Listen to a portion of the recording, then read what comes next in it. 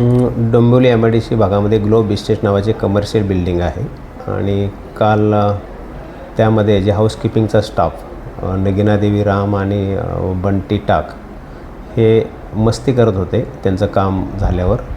आणि मस्ती करताना एक कठडा आहे जिन्याजवळ. तो कठडा एकमेकांना मस्ती करत असताना कठड्याला धक्का लागला त्या महिलेचा आणि त्या कठड्यातून तोल जाऊन ती खाली पडली. त्यामुळं तिचा मृत्यू झालेला आहे.